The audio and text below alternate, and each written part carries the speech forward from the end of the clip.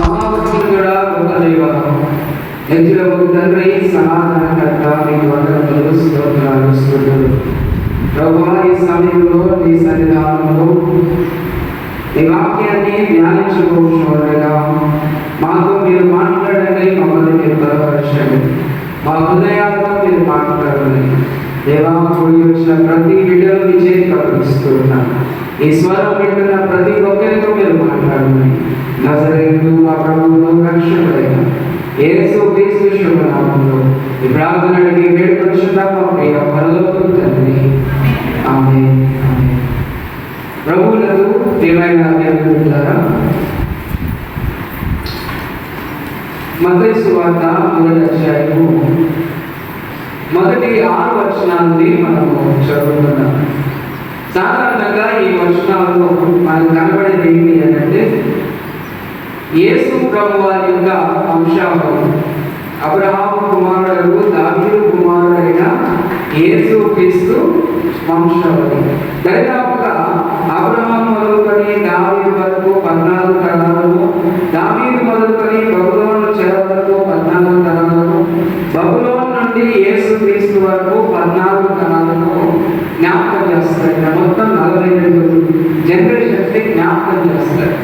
ఈ 42 జనరేషన్స్ వంశావళులను మనం చూస్తే ప్రత్యేకమైన పరిస్థితులు మనకి ఇక్కడ కనబడతాయి. ఏంటి అంటే, ఒక 5 మహిళలు కనబడతారు. వంశానికి పెద్ద ఎవరు అని అంటే పురుషులు ఉండాలి, కానీ స్త్రీ కనబడతారు. ఎందుకు వారి గురించి ప్రస్తావించబడిందంటే, ప్రతి ఒక్కరూ ఒక స్పెషాలిటీతోనే కనబడతారు. సాధారణంగా మనం చూస్తే చదువుకున్న మాటల్లో తామారు కనబడుతుంది, ఆ తర్వాత రాహాబు కనబడుతుంది, ఆ తర్వాత ఉరియా భార్య కనబడుతుంది, ఆ తర్వాత ఇంకా మనం జాగ్రత్తగా ఆలోచన చేస్తే మహిళ కనబడతారు. ఇట్లా స్త్రీలు కూడా కనబడతారు. అయితే వంశావళిని వివరించాలంటే చాలా సమయం పడుతుంది, కానీ ఇందులో ఒక్కరి గురించి నేను మీతో మాట్లాడాలని ఆలోచన చేసుకుంటున్నాను. ఎవరు అంటే, సాధారణంగా అందరికీ తెలిసినటువంటి స్త్రీ, ఆమె పేరు రాహాబు. ఆ పేరు రాహాబు. ఈ రాహాబు ఎవరు అంటే, ఇక్కడ రాయబడింది షల్మాను అనేటువంటి ఒక యూదుని భార్య. ఎవరు? షల్మాను అనేటువంటి యూదుని యొక్క భార్య రాహాబు. ఈ రాహాబు బోయాజు అనేటువంటి నీతిమంతునికి తల్లి. కాబట్టి బోయాజు అనేటువంటి నీతిమంతునికి తల్లి. కాబట్టి ఎంత మంచి లక్షణాలు ఉన్నటువంటి రాహాబు గురించి మీ ముందు మాట్లాడడానికి నేను చాలా సంతోషపడుతున్నాను. ఎందుకు అనంటే, దేవుడు జ్ఞాపకం చేసుకోండి, ఎక్కడికి పోయినా కూడా, ఏ సంఘానికి వెళ్ళినా కూడా స్త్రీల యొక్క సహకారం అనేది చాలా ప్రాముఖ్యంగా కనబడుతుంది. పురుషుల కంటే కూడా కొన్నిసార్లు చాలాసార్లు పురుషుల కంటే కూడా స్త్రీల యొక్క సహకారము ఎక్కువగా కనబడుతుంది. కాబట్టి కొన్ని విషయాలు మనం ఆలోచన చేసుకోవాలి, కొన్ని విషయాలు మనం తెలుసుకోవాలి. ఎందుకంటే, ఒక కుటుంబం యొక్క పరిస్థితి ఎవరి మీద ఆధారపడి ఉంటుంది? ఎవరి మీద ఆధారపడి ఉంటుంది? అది కుటుంబం యొక్క ఆ యజమానుడి యొక్క పరిస్థితి ఎవరి మీద ఆధారపడి ఉంటుంది? నాకు చెప్పండి. అంత దూరం పోతుంది. ఈ లోకంలో యజమానుడు కుటుంబాన్ని నడిపిస్తారని మనం అనుకున్నాం, కానీ యజమానుడు సరిగ్గా కుటుంబాన్ని నడిపించాలి అనంటే యజమానులు ఉండాలి. ఎవరు? యజమానులు చాలా ప్రాముఖ్యం. యజమానులు ప్రాముఖ్యంగా ఉంటేనే యజమానుడు సరిగ్గా ముందుకి వెళ్తాడు. యజమానులు సరిగ్గా జ్ఞాపకం చేసుకోండి. ఎందుకు చెప్తున్నానంటే, ప్రాముఖ్యమైన విషయాలను మనం ఆలోచన చేయాలి.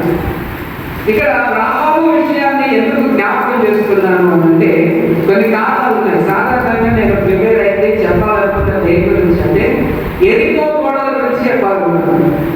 యెహోషువ గ్రంథం 6వ అధ్యాయంలో యెహోషువ ఏ విధంగా దేవుని కనికరమును పొందుకొని ఎరికో గోడల్ని కూల్చాడో ఆ విషయాన్ని జ్ఞాపకం చేయాలనుకున్నాను.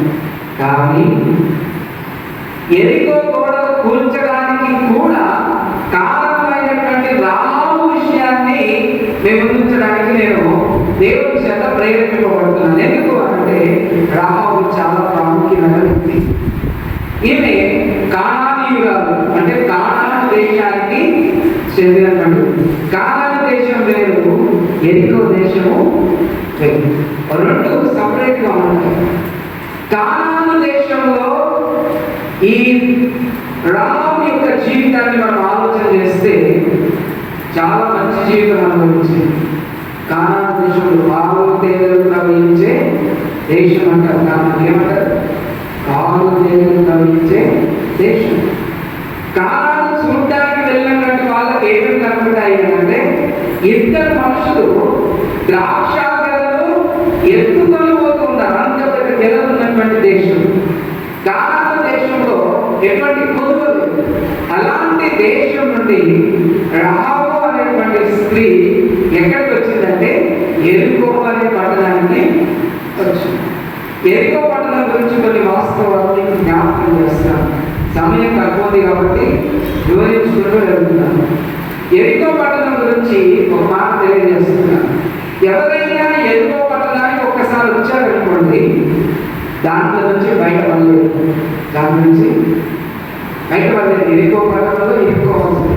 నువ్వు ఏదైనా చేసుకొని బ్రతుకు, కానీ ఎరికో పట్టణంలో ఉండిపోవాలి. ఒకసారి ఎరికో పట్టణానికి వస్తే పరిస్థితులు ఉంటుంది. కాబట్టి రాహాబు పాలు తేనెలు ప్రవహించే కానాను దేశం నుండి ఎక్కడికి వచ్చిందంటే ఎరికో పట్టణానికి వచ్చింది. ఈ ఎరికో పట్టణంలో పటిష్టమైనటువంటి బలగాలు ఉంటాయి చుట్టూ. ఒకసారి లోపలికి వస్తే బయటకు పోవడానికి వీలు ఉంటుంది. అలాంటి పరిస్థితుల్లో ఆమె అక్కడికి వచ్చి తన జీవితాన్ని నడిపిస్తూ ఉంది. ఒకసారి మనం చూద్దాం. చూడండి, యెహోషువ గ్రంథం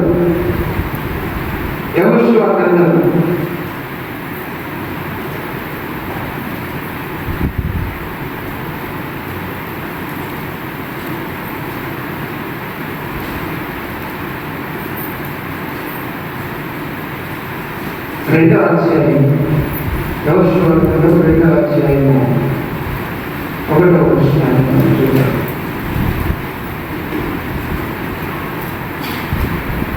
నూను కుమారుడైన యెహోషువ వేగవారైన ఇద్దరు మనుషులను పిలిపించి, మీరు పోయి ఆ దేశమును ముఖ్యముగా ఎరుకోను చూడడని వారితో చెప్పి షిత్తీము వద్ద నుండి వారిని రహస్యముగా పంపింది.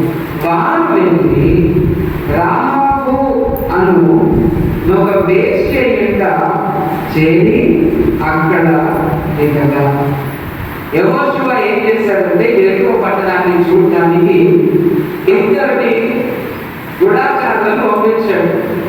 పంపిస్తే వాళ్ళిద్దరు పోయి ఎక్కడున్నారంటే రాహాబు ఇంట్లోనే దిగారు. ఎవరింట్లో? ఆ రాహాబు ఏం చేస్తుంది?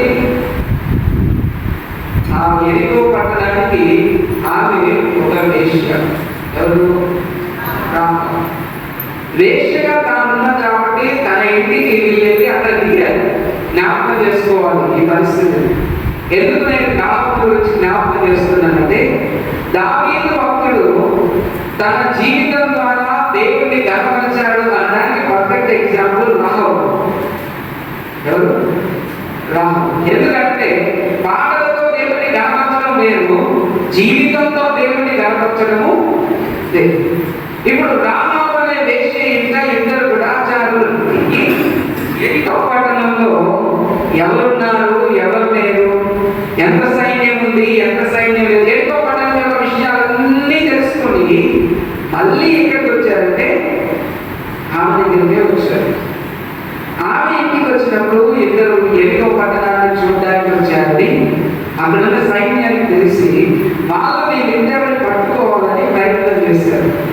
ప్రయత్నం చేస్తే ఈ రాహాబు ఏం చేసిందంటే, అయ్యా మీరు ఎక్కడికి పోతారు, జాగ్రత్తగా వెళ్ళండి, ఇదిగో మా ఇంటి కిటికీ మీద నుంచి దిగితే మీరు ఈ ఊరి నుంచి బయటపడవచ్చు. ఎందుకు బయటపడవచ్చు అంటే ఒక మాట చెప్తాను. రాహాబు యొక్క ఇల్లు ఎక్కడంటే ఎరికో చుట్టూ ఉన్న గోడ మీద రాహాబు యొక్క ఇల్లు ఉన్నది. ఆ గోడ ఎంత వెళ్తున్నది అంటే 2 రథాలు పట్టి మంచిగా అటు ఇటు పరిగెత్తే అంత ఫ్రీగా పెద్దాక ఈ చర్చి కంటే డబల్ ఉంటుంది. ఇంత వెడల్లో ఇల్లు కట్టుకోవడం సాధ్యమేనా? చాలా సాధ్యం.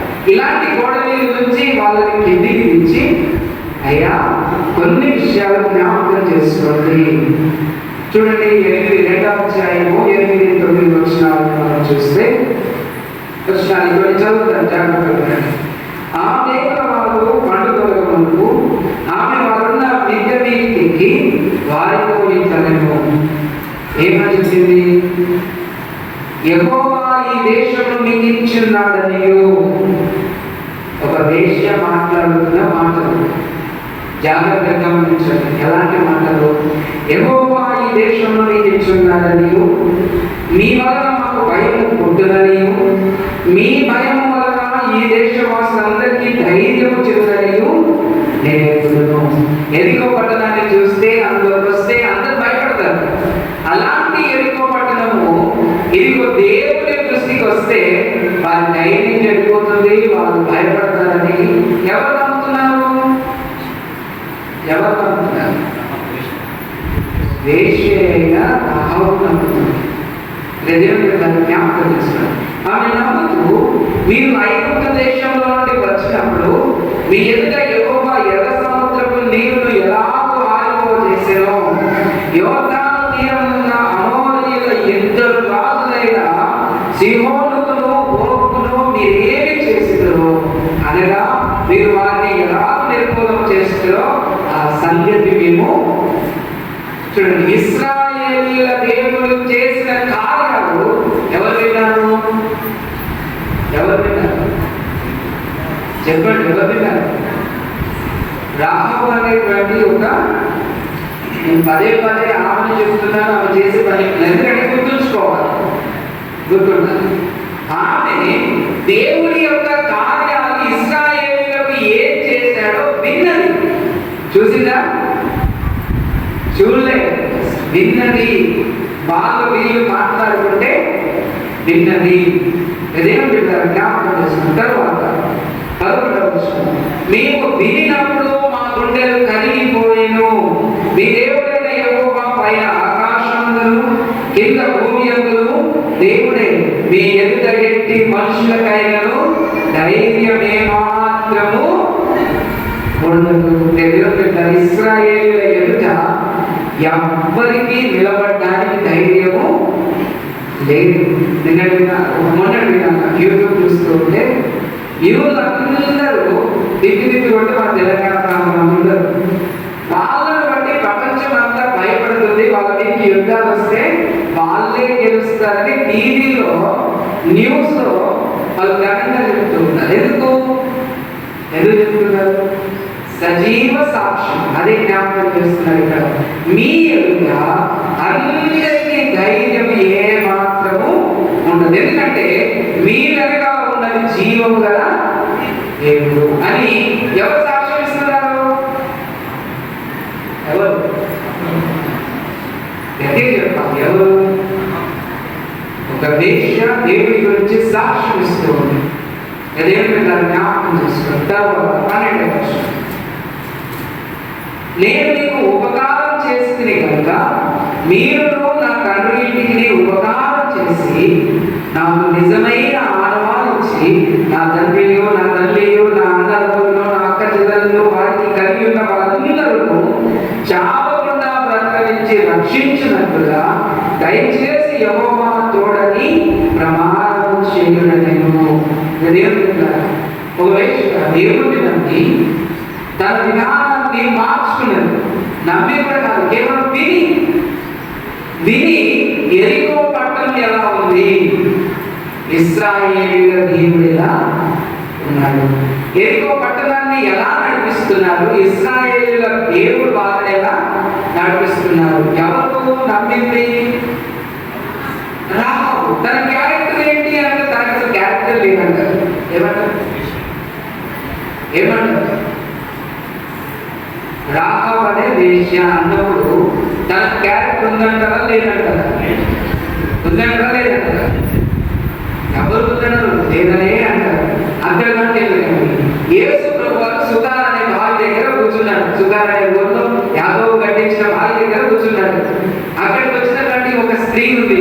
ఆమెకు మాట్లాడుతుంటే ఆమె అందరూ, అయ్యా మీరు యోధులో మేము సుందరలో నాకు మీరు మాట్లాడుతుంటే, లేదు నేను అందరితో మాట్లాడుతూ నేను లోక రక్షకుడని స్వార్థ చెబుతూ ఆయన అంటాడు, నువ్వు నీ పన్నెండు పెళ్ళింటి తీసుకొని రా అని అంటాడు. అంటే అయ్యా నాకు అర్థం లేదు, ఆ విషయం నాకు తెలుసు కానీ నీకు 5 ఉన్నానని యేసుప్రభువు అంటాడు. ఎంత అనగానే ఆమెను చూసిన విన్నా లేదా చదివిన వాళ్ళందరూ ఆమె గురించి ఏమంటారు? ఏమంటారు? ఒక క్వశ్చన్ మార్క్ వేస్తారు. దేని మీద? క్యారెక్టర్ మీద ఒక క్వశ్చన్ మార్క్ వేస్తారు. అసలు తన క్యారెక్టర్ ఏంటి? తనకున్న క్యారెక్టర్ ఏంటి? రాహబు యొక్క క్యారెక్టర్ ఏంటి? అది తన వద్దండి. క్యారెక్టరా? కానాను దేశంలో ఉన్నట్టు లేదా? తను రకాలి కదా. తన ఒరిజినల్ క్యారెక్టర్ ఏంటి? సుధారణ తాను ఉన్నటువంటి స్త్రీ క్యారెక్టర్ తెలుసా? తాను తెలుసుకున్నది, తాను నమ్మింది నిజం అనుకుంటే అందరికీ చెప్తుంది. తాను ఒక్క మాట చెప్తే ఊరంతా వచ్చింది. ఒక క్యారెక్టర్ లెస్ పర్సన్ చెప్తే ఊరంతా నమ్ముతుందా? నమ్ముతుందా? నమ్ముతుందా? నమ్మదండి. ఏ వాడేదో చెప్పుకోండు దాని మాట్లాడుతున్నారు అన్నట్టుగా తీసుకుంటారు. కానీ సుధార్ అనే గ్రామంలో ఉన్నటువంటి తనకు మంచి క్యారెక్టర్ ఉంది. తన పరిస్థితి, తన మాట చెప్తే గ్రామం అంతా వినే పరిస్థితుల్లో ఉంది. జ్ఞాపకం చేస్తాడు. ఇప్పుడు రాహబు అనే వేశ్య పరిస్థితికి మనం వద్దాం. తన పరిస్థితుల్లో, తన విధానంలో, తన క్యారెక్టర్ని ఎవరు చూస్తున్నారంటే, ఇది అక్కడికి వచ్చినటువంటి వేగులైన ఇద్దరు చూస్తూ ఉన్నారు. తను దక్కడానికి అలా ఉంది కానీ తన పరిస్థితి ఎలాంటిది అంటే దేవునికి లోబడే, ఎవరికి లోబడే? జీవం గల దేవునికి. కానీ ఎలాంటిదైనా కానీ తన పరిస్థితి ఏంటి? తన పరిస్థితి ఏంటి? దేవునికి లోబడాలి. కాబట్టి ఈ క్యారెక్టర్ ఎవరు చూశారంటే షల్మాను యోధుడైనా దేవుడు పెట్టారు. చూడడానికి ముందు ఏం జరిగిందో జాగ్రత్తగా చూడాలి. 4వ అధ్యాయం జాగ్రత్తగా చూస్తే దేవుడు పెట్టారా? జాగ్రత్తగా మనం చూస్తే 6వ అధ్యాయంలో యెహోషువ ఎరికో పట్టణం దగ్గర నిలబడితే ఎరికో పట్టణంలో ఉన్న వాళ్ళందరూ ఇశ్రాయేలీయులకు భయపడుతున్నారు. 6వ అధ్యాయం 10వ వచనం చూస్తే ఇశ్రాయేలీయులకు భయపడి ఎరికో పట్టణంలో నుంచి ఒక్కరు బయటికి రావట్లేదు, ఒక్కరు బయటికి రాకుండా లోపలికి లోపలనే ఉన్నారు. అందరూ లోపలనే ఉండేసరికి ఇశ్రాయేలీయులకు యుద్ధం చేయాలంటే కుదరట్లేదు. ఎందుకు? ఎరుకో చుట్టూ ఈ చర్చి కంటే డబల్ అయినటువంటి పెద్ద గోడ ఉంది. ఇంత పెద్ద గోడ పగలగొట్టాలంటే వీలుందా? వీలు కాదు. కాబట్టి వీళ్ళు ఆలోచన, మీరు లోపలికి వెళ్ళడానికి వీలు లేదు, వాళ్ళు బయటకు వచ్చి యుద్ధము చేయండి. మరి ఎలా ఎరుకో పట్టణాన్ని జయించాలి? యెహోషువ దేవుని దగ్గర ప్రార్థన చేస్తే దేవుడు చెప్పాడు, అయ్యా ఇదిగో ఎరికో పట్టణం చుట్టూ మీరు ప్రార్థన చేస్తూ పాటలు పాడుతూ దాని చుట్టూ తిరగండి. మీరు తిరిగితే దానంతట అదే పడుతుంది. దానికి మంచి ఎగ్జాంపుల్ ఏంటో తెలుసా? పునాదులు పాడైపోగా ఎవ్వరు ఏది. ఎరికో పట్టణం కూడా ఎంత విశాలంగా ఉన్నా, ఎంత బలంగా ఉన్నా కింద దాని పునాదిగా ఉంది. ఎలా బలహీనంగా ఉంది. చూడండి, కొందరు బయటికి బలంగా గంభీరంగా కనపడ లోపలికి ఎలా ఉంటారు? చాలా భయస్తుగా ఉంటారు. అదేమిటి? అలాగే ఇక్కడ జ్ఞాపకం చేసుకోండి, ఎరికో గోడలు ఎంత విశాలంగా కట్టినా దాని పునాది ఎక్కడ ఉండాలి?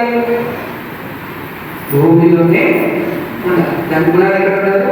భూమిలోనే ఉండాలి. ఆ భూమి ఇశ్రాయేలీయులు 6 లక్షల కంటే ఎక్కువైనటువంటి వాళ్ళు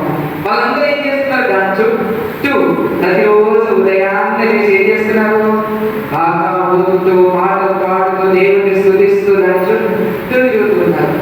దెబ్బకి ఏమనిపోయినాయి? పునాదులు అదిరిపోయి. జ్ఞాపకం చేసుకోండి, కీర్తన గ్రంథం మనం చదువుకున్నాం. దేవుడు జోక్యం చేసుకుంటే పర్వతంలో పునాదులు ఎక్కకూడదు. దేవుడు జ్ఞాపకం చేసుకున్నాం.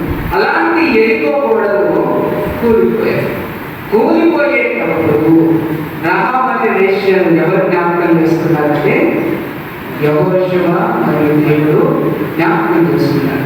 జ్ఞాపకం చేసుకుని ఇదిగో నీ ఇంటి మీద నుంచి ఒక ఎర్రని తాడు పైకి వేయి. ఆ తాడు చూసి నీ ఇంటి మీదకి ఎవ్వరు యుద్ధానికి రాదు. నిన్ను నీ కలిగిన వాళ్ళందరినీ కాపాడుతాం.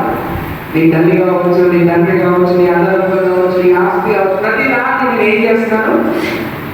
కాపాడుతాను. ఇప్పుడు రహాబ్ అనే వేశ్య చేసిన ఒక్క పనికి ఎవరెవరు కాపాడబడ్డారు? తల్లి కాపాడబడింది, తండ్రి కాపాడబడింది, దానికి ఉన్నటువంటి అన్నదమ్ములు, అక్క చెల్లెలు, తరపున బంధువులందరూ కాపాడారు. ఇప్పుడు జాగ్రత్తగా ఆలోచన చేయండి. ఈ వేశ్య విషయంలో మనం ఆలోచన చేస్తే ఈమె కాపాడి ఎక్కడికి తీసుకెళ్ళారంటే ఇశ్రాయేలీయుల మధ్యలోకి తీసుకెళ్ళారు. ఇశ్రాయేలీయుల మధ్యలోకి వచ్చినప్పుడు తన పరిస్థితి ఎలా ఉంది? తన పరిస్థితి ఎలా ఉంది? ఇప్పుడు యూదుడైనటువంటి షల్మాను ఎవరిని తెలియజేస్తున్నాడు? ఎవరిని తెలియజేస్తున్నాడు?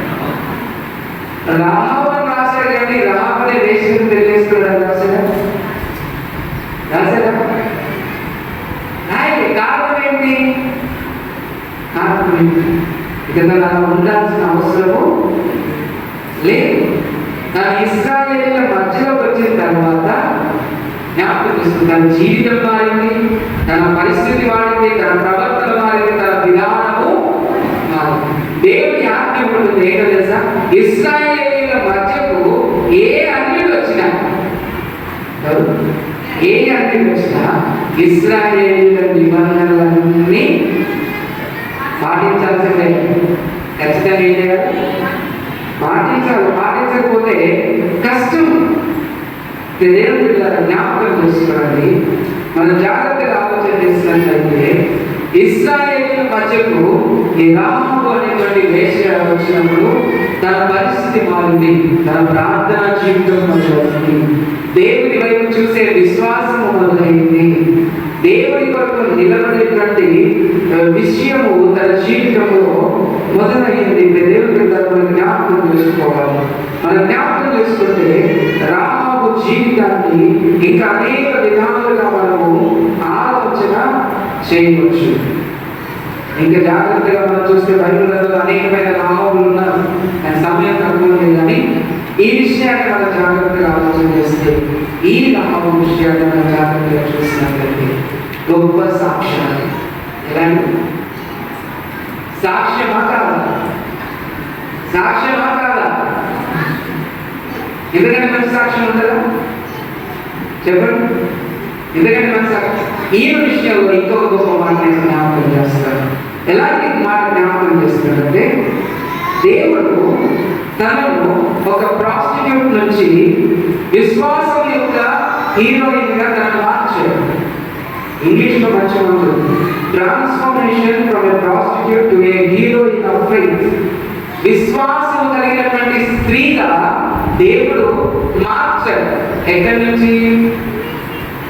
వేశ్య క్రియల్లో ఉండే తనను విశ్వాస క్రియల్లో ఉండే స్త్రీగా దేవుడు మార్చాడు.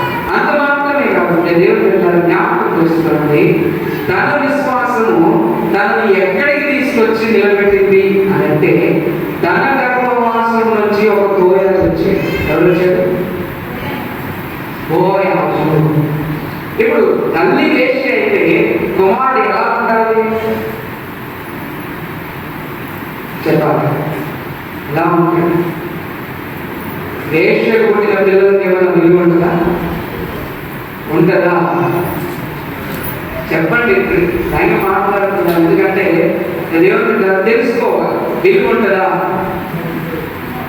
ఉండదు. కానీ కానీ బెత్లెహేములో బోయాజ్ అంటే భయపడే వాళ్ళు చాలా మంది ఉన్నారు. ఎందుకు తెలుసా? భక్తి కలిగినటువంటి వాడు. ఎవరు? బోయాజ్ భక్తి కలిగినటువంటి వాడు. ఎందుకనంటే రాహబు బోయాజ్ ఏం నేర్పించింది అంటే భక్తి జీవితాన్ని నేర్పించింది. దేవుడి మనం జ్ఞాపకం చేసుకోవాలి. ఇంకా మన లోతుగా ఒక 2 మాటలు రాహబు గురించి మనం ఆలోచన చేస్తే యెహోషువ గ్రంథము 6వ అధ్యాయం ఒకసారి చూద్దాం. యెహోషువ గ్రంథము 6వ అధ్యాయము మనం జాగ్రత్తగా చూస్తే 26-7 వచనాలని మనం జాగ్రత్తగా చూద్దాం. చివరి వచనం. ఆ కాలంలో యెహోషువ జనులతో శబదం చేయించి వారికి ఇలా ఆజ్ఞాపించాడు. ఏమని ఆజ్ఞాపించాడు? ఎవరు ఎరికో పట్టణమును కట్టించకూడనో వాడు యెహోవా దృష్టికి శాపగ్రస్తుడు. వాడు దాని పునాది వేయగా వాడి జ్యేష్ఠ కుమారుడు చచ్చును. దాని తలుపులను నిలువనెత్తగా వాని కనిష్ట కుమారుడు చచ్చును. యెహోవా యెహోషువకు తోడైండెను కనుక అతని కీర్తి దేశమంతటను జ్ఞాపకం చేసుకోవాలి. ఎరికో పట్టణాన్ని ఎవరు కట్టించొద్దు, దాంట్లో డెవలప్మెంట్స్ జరగద్దు. ఎవరైనా జరిగిస్తే దేవుడి దృష్టికి ఏమవుతారంటే దేవుడికి జ్ఞాపకం చేసుకోవాలి. నేను చెప్పి నేను ముగించేస్తాను. రాహబు ఎరికో పట్టణం నుంచి బయటకు వచ్చి దేవుని యొక్క ఆ వంశావళిలో చేర్చబడి దీవించబడింది. ఎందుకు అనంటే తన పరిస్థితిని విశ్వాసపు స్త్రీగా తను మార్చుకుంది కాబట్టి. మొదటి. రెండవది, యెహోషువ ప్రాంతంలో దేవుని వైపు చూశారు కనుక పెద్ద గోడలైనటువంటి ఎరికో గోడలు కూర్చోబడ్డాయి. రెండవది. మూడవది, ఎరికో శపించబడింది. ఏమైంది? ఇప్పుడు శపించబడిన ఎరికో నుండి ఏదైనా మంచిది బయటకు వస్తుందా?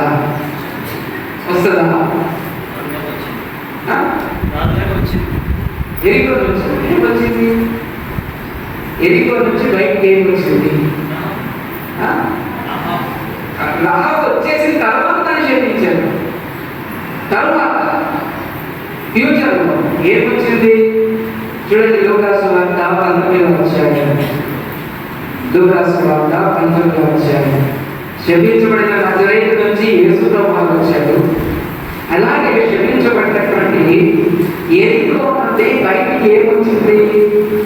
మనం జాగ్రత్తగా చూస్తే యేసు ప్రభువు వారు అటు ఇటు అక్కడ ఇక్కడ సువార్త సేవ చేస్తూ ఎక్కడికి చేరుకున్నాడు అంటే ఎరికోకి చేరుకున్నాడు. ఎరికో ప్రాంతంలో ఒక వ్యక్తి ఉన్నాడు. ఎరికో ప్రాంతంలో ఒక వ్యక్తి ఉన్నాడు. 1వ వచనం. ఆయన సంచరించుచు ఎరికో పట్టణంలో ప్రవేశించి దాని గుండా పోవచ్చుండెను. ఇదిగో సుంకపు గుత్తగారుడును ధనవంతుడైన జక్కయ్యను పేరు గల ఒకడు యేసు ఎవరో చూడాలనుకున్నాడు. ఎవరైనా? ఎరికో వ్యక్తి. ఎవరికి సంబంధించినవాడు? ఎవరికి సంబంధించినవాడు? ఎరికో ప్రాంతంలో సుంకపు గుత్తగారుడు, డెవలప్మెంట్ కలిగినటువంటి వాడు, ఆస్తి కలిగినటువంటి వాడు. ఎవరు? జక్కయ్య. జక్కయ్య గురించి మనకు తెలుస్తుంది. ఏసు ఎవరు చూడాలనుకున్నాడు? పొట్టివాడు అయ్యాడు కాబట్టి చూడలేదు. వేడి ఎక్కాడు. జక్కయ్య యేసు ప్రభువాన్ని చూశాడు. యేసు ప్రభువారు అనుకున్నాడు ఇక్కడ ఒక విశ్వాసి ఉన్నాడు. ఎక్కడి నుంచి వచ్చాడైనా? శపించబడిన ఎరికో నుండి వచ్చాడు. దేవుని జ్ఞాపకం చేసుకోవాలి. ఇతని గురించి యేసు ప్రభువారు ఏమనంటే ఇద్దరు అబ్రహాము కుమారుడే. శపించబడిన ఈ గృహానికి నేడు ఈ ఇంటికి రక్షణ వచ్చింది. దేవుడి జ్ఞాపకం చేసుకోండి. టోపీగా నేను చెప్తాను. చివరికి వచ్చేసాను. ఒక మాట మనం ఆలోచించాలి. ఇంతవరకు మనం ఆలోచించిన వాక్యంలో ఎన్ని వాక్యాలు చెప్పినా మనల్ని మనం పోల్చుకోకపోతే వాక్యానికి విలువ అనేది ఉంటుంది. ఇప్పుడు ఒక మాట మనం చూద్దాం. మనం యెహోషువ పరిస్థితిలో మనం నిలబడ్డాం అనుకోండి. ఏ పరిస్థితిలో? యెహోషువ పరిస్థితుల్లో మనం నిలబడితే మనకు అనేకమైన సమస్యలు ఉంటాయి. ఎరికో గోడ లాంటి సమస్యలు ఉండొచ్చు. లోపలికి వెళ్ళడానికి తెలియదు, బయటికి రావడానికి దారి తెలుసు. కానీ దేవుని వైపు చూసి ఆ సమస్యలో దేవుని ముందు పెడితే, దేవుడు జోక్యం చేసుకుంటే ఎంత పెద్ద ఆటంకమైనా తొలగిపోతుంది. మొదటి విషయం ఇది సాక్ష్యం, సజీవ సాక్ష్యం మనం గుర్తుంచుకోవాలి. మొదటి. రెండవ, మన పని ఏదైనా కావచ్చు, మన పని ఏదైనా కావచ్చు, రాహాబు స్థానాన్ని మనం ఆలోచన చేస్తే మనం ఎలాగైనా ఉండవచ్చు, కానీ మనకంటూ ఒక వ్యక్తిగతమైన జీవితం ఉంటుంది. మనకంటూ ఒక వ్యక్తిగతమైన జీవితం ఉంటుంది. ఆ జీవితాన్ని అందరూ చూస్తూ ఉంటారు. రాహాబుని అందరూ చూస్తూ ఉంటారు. ఆమె చేసే పని ప్రకారం వేసి అంటారు, కానీ ఆమె విధానము, ఆమె నడుచుకునే పద్ధతి, ఇతరులను చేర్చుకునే విధానం ప్రతిదీ కూడా సపరేట్. ఎలాంటి సపరేట్, దాని జీవితమే సపరేట్. అలాంటి జీవితం, వ్యక్తిత్వం కనుగొని ప్రజలకు జ్ఞాపకం చేస్తున్నాం. అవకాశం లేక విషయం, అవకాశం దొరికినప్పుడు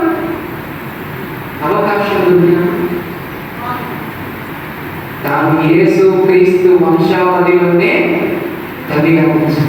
ప్రతి ఒక్కరు మనం జ్ఞాపకం చేసుకుంటాం. మనకు అవకాశం లేక దేవుని వైపు చూడట్లేదు. అదే ఒక అవకాశం దొరికితే దేవుని వైపు చూడాలి. ఆలోచన పనుల కాలం స్టార్ట్ అయింది. ఎంత మాస్టర్ గారు తొందరగా ముగించండి, పనులు ఉన్నాయి. ఎందుకంటే పనుల కాలం స్టార్ట్ అయింది. దేవుని మనకు ఆప్షన్ లేదు, పనుల వైపు చూడాలి. కానీ ఒకవేళ నీకు దేవుని వైపు చూసే అవకాశం వస్తే ఎటువైపు ఉంటావు? అదే లైఫ్ కొనసాగిస్తావా, దేవుని వైపు చూసే లైఫ్ని కొనసాగిస్తావా? నేను ఎగ్జాంపుల్ చెప్పాను, అర్థం చేసుకోవాలి. ఒక్కసారి దేవుని వైపు చూస్తే మళ్ళీ లోకం వైపు చూడడానికి అంశంలో లేదు. ఇది జ్ఞాపకం చేసుకోవాలి దేవుడు.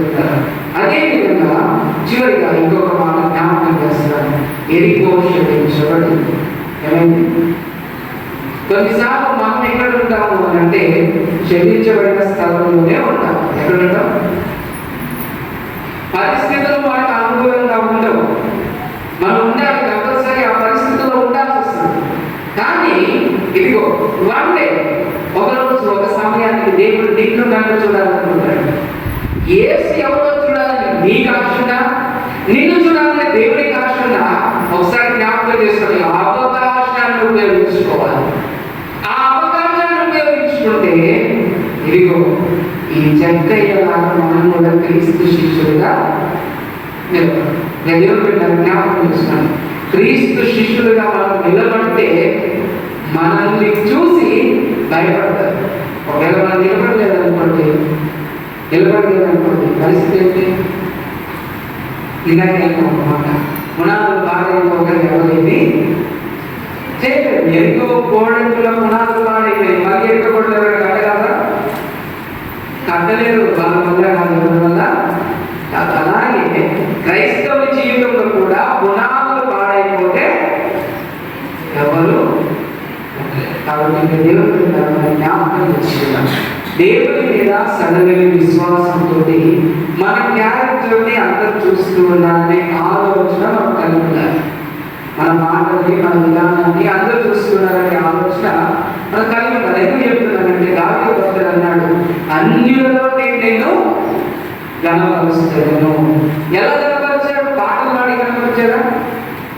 లేదు, తన జీవితాన్ని చూపించాడు. దావీదు దినమునకు ఎన్నిసార్లు ప్రార్థన చేసేవాడు? ఎన్నిసార్లు? కొన్ని దానియేలు ఎన్నిసార్లు ప్రార్థన చేసేవాడు? దానియేలు దినానికి 3 సార్లు ప్రార్థన చేస్తే దావీదు రోజుకి 7 సార్లు ప్రార్థన చేసేవాడు అంటారు. చూడండి, ఆయన ప్రార్థన జీవితాన్ని ఆయన పని వాళ్ళు చూసేవాళ్ళు, తన ఇంటి వాళ్ళు చూసేవాళ్ళు, తన చుట్టూ ఉన్న వాళ్ళు చూసేవాళ్ళు. మన క్యారెక్టర్ని కూడా అందరూ చూస్తూ ఉంటారు. అందరూ చూడకపోయినా మన ఇంట్లో మన పిల్లలు, మన వాళ్ళు చూస్తూ ఉంటారు. కాబట్టి మన పిల్లలకి, వేరే వాళ్ళకి అవసరం, మన పిల్లలకి, మన సంతానానికి మనం దాన్ని చూపించాలి. మనం చూపించినప్పుడు ఇప్పుడు రాహాబు ఏంటంటే బోయాసులు తయారు చేసుకోవాలి చేసుకొని బోయాజు రూతు ద్వారా దేవుని సంతానాన్ని ఏ విధంగా అభివృద్ధి చేసుకోగలిగాడో అది ఇంకా మనం తెలియజేస్తారు. కాబట్టి ఆ విధంగా దేవుడు మనల్ని దీవిస్తాడు, మన దేవుడి వైపు చూడాలి. కాబట్టి దేవుడు అంటే జీవితం దేవుడు మనందరికీ దయచేయగాక. ప్రభు సన్నిధానంలో కళ్ళు వచ్చి కళ్ళు మూసుకొని విన్న వాక్యాన్ని బట్టి మనం ప్రార్థన చేసుకుందాం. ప్రతి ఒక్కరు కళ్ళు వచ్చి కళ్ళు మూసుకొని ఇదిగో దేవుడు ఒక రహవును మార్చిన వాడు, విశ్వాసకు తల్లిగా నిలబెట్టిన వాడు. అదే దేవుడు యెహోషువకు వీడని సమస్యలో సహాయం చేసిన వాడు. శరీరమైన దానిలో నుండి ఇదిగో చెక్కయ్యను కాపాడినటువంటి వాడు. ఎంత గొప్ప సాక్ష్యము మన ముందు దేవుడు ఉంచగలడు. మనల్ని కూడా కాపాడేవాడు. నీవు నిద్రపోయి జోగి దేవుని మరచిపోతే దేవుడు నిన్ను కూడా అదే విధానంలో చూస్తాడు. ఒకసారి జ్ఞాపకం చేసుకుందాం. మన దేవుడు న్యాయవంతుడు, దయగలవాడు, దయ చూపించేవాడు, కనికరం కాని వారి ఎడల కనికరము చూపించేవాడు, విశ్వాసం గల వారి ఎడల న్యాయమైన నమ్మకమైన తీర్పును చూపించేవాడు. ఇదిగో గర్భిష్ఠులను అయినటువంటి వారి ఎడల ఇదిగో ఆయన విగ్రహము చూపించేవాడు కనుక మన దేవుని పట్ల మనము ప్రార్థన చేసుకుందాం. ప్రతి ఒక్కరు కళ్ళు వచ్చి కళ్ళు మూసుకొని రెండ వాక్యాన్ని బట్టి మనం ప్రార్థన చేసుకుందాం. మహాపరిశుద్ధుడా, వినియోగకుడా, సర్వోన్నతుడా, సర్వాధికారి, మీకు వందనములు, స్తోత్రాలు. ప్రభువా, నీ సన్నిధానంలో మేమందరము సజీవ లెక్కలో ఉన్నామనంటే నీ కృప, నీ కనికరం. కూడి వచ్చిన ప్రతి ఒక్క బిడ్డను మీరు జ్ఞాపకం చేసుకోనండి. ప్రతి ఒక్కరితో మీరు మాట్లాడుతున్నందుకు, ప్రతి ఒక్కరి విశ్వాసాన్ని బలపరుస్తున్నందుకు మీకు కృతజ్ఞతలు చెల్లిస్తున్నామయ్యా. ఏ హృదయంలో ఎటువంటి ప్రార్థన మనలో సమస్తం మీకు తెలుసు. ఆయన మీరే జ్ఞాపకం చేసుకోనండి, మీ సహాయం అనుగ్రహించండి. ప్రతి ప్రార్థనకు మీ సహకారం అందించమని ఆయన మీ సన్నిధానంలో ప్రార్థిస్తూ ఉన్నాం. ప్రతి కుటుంబాన్ని మీరు బలపరచమని ప్రార్థన చేస్తున్నామయ్యా. ఈ సమయంలో నాయన తండ్రి, నీ కృపలో నాయన గృహ ప్రాంతంలో ఉన్నటువంటి ప్రియ బంధువులను, మిత్రులను, శ్రేయులను మేము జ్ఞాపకం చేసుకుంటూ ఉన్నాం. వారు బయటికి వెళ్ళి లోనికి వస్తూ ఉండగా వారు చేస్తున్న పనులలో నేను తోడుగా ఉండండి. క్షేమము, ఆదరణ మీరు దయచేయమని ప్రార్థిస్తూ ఉన్నాం. ఆయన ప్రత్యేకంగా మేము ఉంటున్న ఈ గ్రామాన్ని మీరు జ్ఞాపకం చేసుకోండి. గ్రామంలో ఉన్న ప్రతి కుటుంబాన్ని మీరు జ్ఞాపకం చేసుకోండి. ప్రతి కుటుంబంలో క్షేమం, ఆదరణ మీరు దయచేయమని ప్రార్థిస్తూ ఉన్నాం. అది ప్రత్యేకంగా ఆయన మొదలుపెట్టి చేస్తున్నటువంటి వ్యవసాయ పనులను మీరు జ్ఞాపకం చేసుకోండి. నీ కృపలో మీరు దీవించమని, తగిన కాలానికి వర్షములు పంపించమని ఆయన మీ కృపగల హస్తాలు పంపిస్తూ ఉన్నాం. మీరేమి దీవెనతో నడిపించమని మరొకసారి ఆయన ఈ ప్రాంతంలో ఏకీభవించిన ప్రతి బిడ్డను మీరు జ్ఞాపకం చేసుకోండి. అనారోగ్యంతో ఉన్న వారిని ముందరి స్వస్థపరచండి. ఆర్థిక ఇబ్బందులు ఉన్న వారిని మీరు దీవించండి. దేవాలయంలో మానసిక ఒత్తిడిలో ఉన్నవారిని మీరే సమాధానంతో నింపుకొని దేవాని కృపగల హస్తాలు మమ్మల్ని అప్పగించినట్టు నజరేయుడు మా ప్రభువు రక్షకుడైన యేసుక్రీస్తు శుభనామములో ఈ ప్రార్థనకి వేడుకుంటున్నాము.